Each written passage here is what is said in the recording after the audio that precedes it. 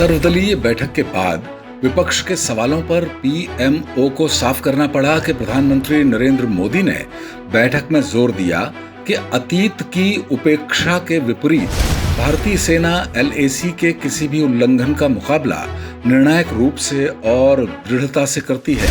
प्रधानमंत्री ने सशस्त्र बलों को उनकी वीरता के लिए श्रद्धांजलि दी, जिन्होंने चीन के इरादों को नाकाम किया।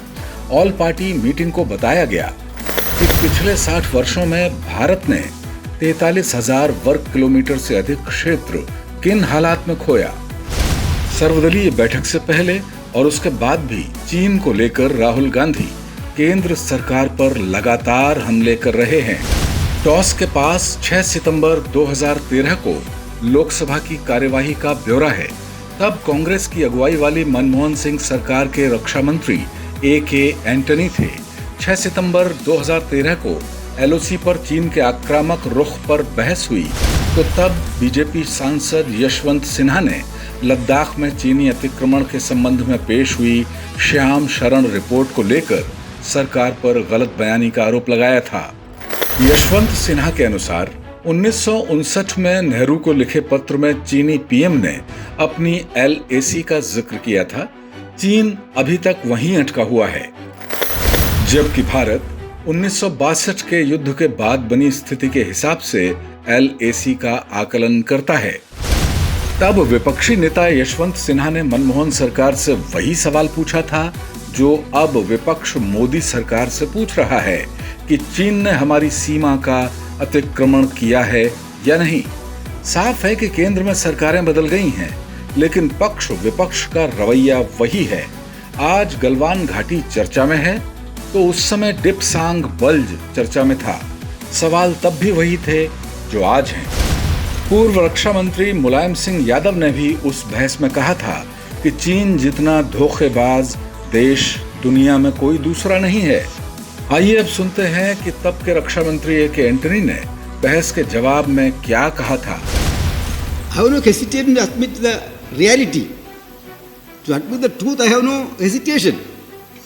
Compared to India, in the area of building infrastructure, China is much advanced. Their infrastructure development is superior to India. We are only catching up. That is also history.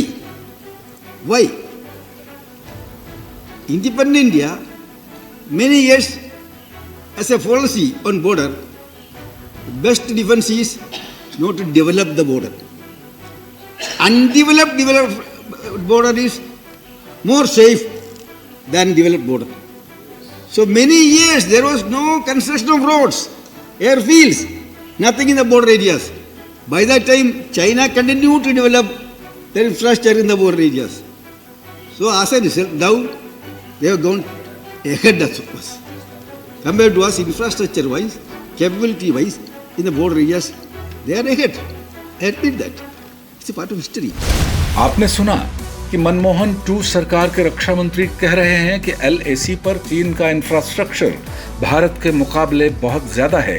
ताज्जुब है कि वे कह रहे हैं कि आजादी के बाद से सीमा पर विकास नहीं करना ही ऐतिहासिक रूप से सुरक्षा नीति रही। शुरुआती सरकारों का मानना था कि सीमाएं अविकसित रहेंगी तो ज्यादा सुरक्षित रहेंगी। जरा सोचिए कि क्या ये नीति सही हो सकती है।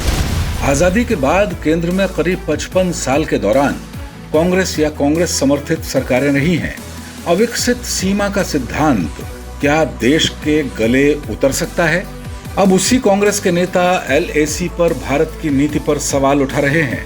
कांग्रेस सरकारों की शुरुआती नीति के उलट अब मोदी सरकार काम कर रही है तो ऐतराज क्यों है? राष्ट्रहित की बात पर नैतिक समर्थन नहीं कर सकते तो चुप रहिए।